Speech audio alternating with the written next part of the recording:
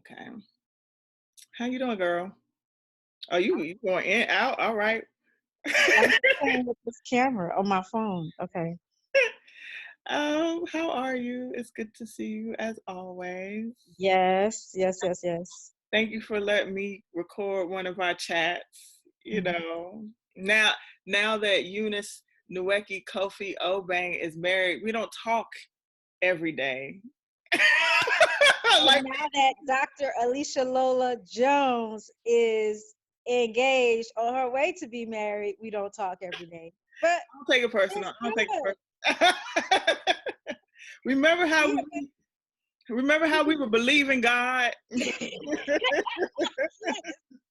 Yes, yes, yes, yes, yes, yes. Remember Yeah. your Facebook group so we could travail together? Oh, I remember that. Our reading list. Ooh, yeah. Remember? Rem- Yes, I remember. Remember all the things that we said, he's got to have X, Y, and Z. Easy. We ain't doing it if you don't have that. Listen, but they do have the character traits that we wanted. They do. Yep. That's what matters the most is the character. Listen, because character today, huh? Who's Hmm. developing it? Nobody. Listen. But as for me and my house, huh? We gonna develop Yes. this. Yeah. Hmm. Yeah, so we we met in the days of MySpace, Hmm. where we were both title holders for the Miss well, one of the pageant systems. uh, and if memory serves me, which I think I'm correct, you reached out. You were being very sisterly. You reached out through my MySpace page or Friendster, one of the two. Hmm. Friendster, the days of Friendster. Where did that go? Yeah. Um, and we communicated, Hmm. and over the course of that time, we started to compare notes. Hmm. Remember the notes we used to compare? Yeah, there was a comparison of notes and we weighed options. And we set goals, Yeah. and Hmm. we held each other accountable for those Yeah. goals, those fundraising goals, because it was a scholarship, you Yeah. opportunity. And I had done pageants, scholarship pageants before, so it was, I knew the different brands of pageant Hmm. experiences, but it Hmm. was really cool to compete against other Black women Hmm. who were brilliant and multi-talented and Hmm. entrepreneurial. I wonder, how did we learn to feel comfortable with each other? Like, what? I don't think I never felt a sense of competition from you in a sense of that I should be wary of her because we're competing in the same pageant. I just never felt that. And I never had that sort of intention towards you either. Um, I just, I was just reaching out to a fellow pageant girl. So I just wanted to, befriend other girls in the system. It was never about me sizing competition. Mhm. Mhm. Um, and I just never got that vibe from you that you were one of those types. Hmm. I think I think if anything, like, of course we both talked about God on our pages, Hmm. but we know that don't Hmm. mean anything. People can talk Hmm. about God and it be the God in me, and I am Hmm. God. Hmm. But I think your willingness to share, because you've always been a sharer. So I'm Hmm. sure that was like, oh, okay, she's she's coming giving. I think that's an important attribute that Hmm. people need to have. Folks Yeah, focus on networking, but I to always give. believe, yeah, I Hmm. always believe it's to be the first to give. Hmm. Hmm. And we were talking about comparing notes, but like a part of the notes that we were comparing specifically was how to fundraise. Yeah. Tell me about your gravitation toward being entrepreneurial and finding money, whether it's through pitch competitions or scholarship pageants. Like, tell me Mhm. about that desire to get money. I think it's always been like that for me as growing up. I think that desire was wanting to have my own, wanting to be able to control my destiny. I didn't necessarily want anyone to control my destiny and have to decide where I ended up. Um, and so I saw the path of entrepreneurship as a way of doing Mhm. Mhm. that. It provided freedom from being on somebody's job and having someone dictate to you what you're going to do, how you spent your time, and so I think I've always known that I was going to be an entrepreneur. Mhm. Mhm. Yeah. So tell me, okay, so as we were wrapping up our pageantry and we did pretty well Mhm. in our fundraising efforts, high five. We We did. did quite well. We did much better than some, or shall I say many. But listen, and we have taken this knowledge, this, and I'm just Mhm. lifting this up not to diminish any others' experience, but to let people know that there are actual skills that are cultivated through Mhm. pageant. Pageantry. Yeah. Yeah. Mhm. And some rely specifically on the winnings from the pageant Mhm. for it to be worthwhile. But we were like, that's not going to be our determinant. That Terminate. Yes, exactly. we And were that's one over thing here. I appreciated. And that's why we were able to do very well with it, because it it wasn't just about winning. Yeah, winning the crown would be great, but if you don't win, what did you get out of it? Hmm. Hmm. And you Yeah. Like we launched yeah, several things as a result. I launched yeah. Genius for Men, which is a part of Mhm. Ignite Initiative, and just really thinking about live events Mhm. using performing arts. You Mhm. launched your Mhm. cosmetic chemistry firm. Um, Mhm. you have so many things in the works from that. Um, so tell me about like launching. What does it mean to be a founder? What it means to be a founder, it it can be great, but then it could be hard. And when I say hard, meaning you're the one that has to put in the grunt work to make it happen. And it all depends on you and nobody else. Um, but in being a founder, you know that you're creating something that can serve others. And so even though the work may be hard, there may be, you have the good times and the bad times, you still find joy in the possibility of how what you're doing could enhance other people's lives. Hmm. Hmm. And that's what keeps you going. Yeah. And so you launched Nuekie. Tell us about Nuekie. Where does the name come from? What does it represent? So Nueki means first daughter in the family and hardworking one. My family's from Ghana, West Africa, and it comes from our tribe. We're a part of the Adangbe tribe, and we're typically named by birth order. So I'm the first girl in my family, and so that's why I was given that name.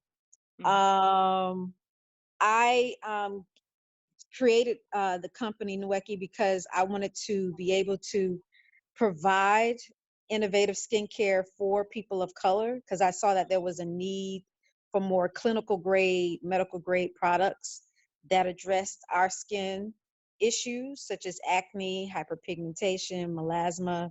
And so that for me, I wanted to be able to infuse a lot of traditional African medicine and modern science to be able to create these types of products that were answers to many of the problems that people of color deal with. Hmm. Now there's this. I've seen you. I've seen you in action, pitching your Mhm. business. speaking around the world, doing industry gigs. Mhm. That's a part of how we held each other accountable in terms of developing our uh, fee schedules, our topics, our Mhm. branding. Mhm. And you tell a really powerful story about when noticing the void. Can you share with us your story about that void? Yeah. So I like to say that the company started when I was a kid, in elementary school. I was picked on a lot because of my dark skin. Um, it got really bad to the point where I was called names like African booty scratcher, Blackie. Girls would pull my hair. And so my saving grace was my father introducing me to science. And so he would spend countless hours teaching me different science projects. He helped me enter my first science fair, and I won that science fair. And so it was there at that moment that I developed a sense of pride within myself, because I realized, you know what, my classmates may not view me as the most beautiful person in the room, but they will view me as the smartest person in the room. And so from there, middle school and high school, I competed in a lot of science fair competitions. And then I went on to college and majored in chemistry, molecular biology. And it was through a chance meeting with my organic lab professor that I learned about cosmetic science. He had his own company, and he, felt that we should learn how to take the theory that we were learning in organic chemistry and bring it to a real life situation. So he taught us how to make hair relaxers and lotions, and that's when that it really sparked in me something. Um, I began working with him, doing research with him. The chemistry department allowed me to use my research with him towards my degree. And that's when I realized, wow, there is really a need for clinical grade products for people of color. I saw that a lot of the big box brands felt like one size fits all when it comes to skin of color. So the products that they were formulating for mainstream or Caucasian skin, they just felt like that would work on our skin as well, which is not necessarily true. And so I wanted to create something that could answer the needs that many people of color had concerning their skin issues. Hmm. And so you said, by the way, you have very beautiful and pretty ways, and you are beautiful as a person as well as you Thank you. your personality. So, girl, Hmm. whatever. Anyway, they just free their minds. God. Yeah. Anyway, so the amazing thing about your story is yes, you are smart.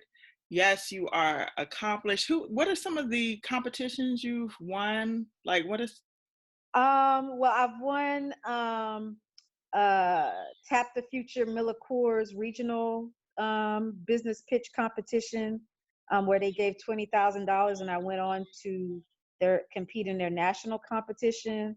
I've won um, competitions with the Ford Foundation, where they gave me funding for my business.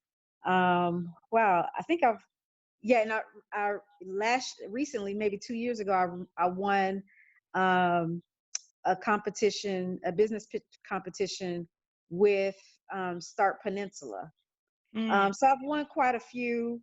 I've been through two startup accelerators, where I was able to get funding and mentorship.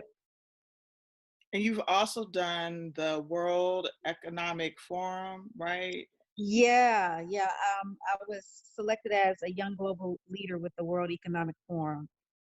And Forbes has recognized your work as a woman of African ancestry. Yes. Yeah. Hey, I'll say it. If you won't say it, I'll say it. Listen. And so, with all of that, you had a lot of eyes on you, and we walked Mhm. together with Mhm. those trials and tribulations of, Mhm. the legacy of Madam C.J. Walker. You Mhm. found something And then in order to retain ownership of it, you got to be able to Mhm. protect it. So tell me, Yeah. as best I know stuff you gotta kind of keep, to Mhm. yourself, but Mhm. what does it mean to be a founder and to protect what you have founded?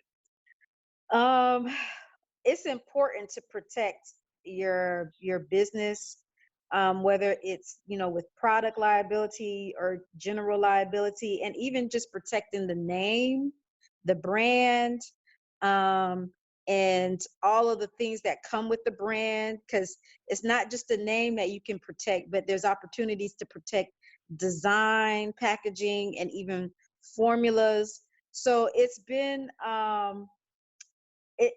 very critical, I would say. And being a founder and bootstrapping, it can be quite expensive to do that. And so I've had to make certain sacrifices in order to make those things happen. So I made sure that I had my name trademarked. Um, and then my packaging design, I made sure I had that copyrighted.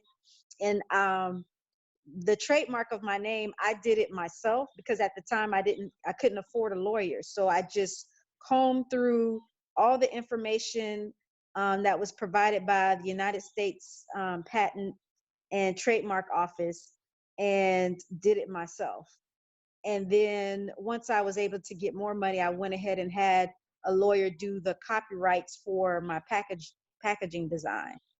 And so the next step for me is to, get formulas patented or trade secret.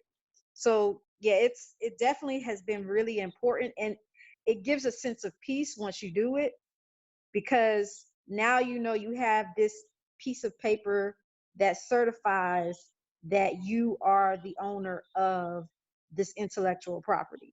And intellectual property is so important to have, Hmm. especially as we're seeing these shifts in the Hmm. economy. It's one of the streams, one of the potential streams of income, This being income, yep. able to monetize these things. Hmm. And in addition to what seems overtly cosmetic in your Hmm. enterprise, you've also been concerned with activism with regard to image and cosmetics, such as skin cancer, right? Don't you do work Yeah. on skin cancer? Yeah, so I received a grant from the state of Florida where I created a campaign called I Am Not Excluded, which highlighted the importance of um, people of color or persons of African descent to know that they're not excluded from getting skin cancer. And so I provided, you know, illustrations, medical illustrations that show what our skin looks like. Because a lot of times when you look in the medical books, you don't see a reflection of us. And it was really important for me to show this is what we look like on a molecular cellular level. This is what our skin looks like.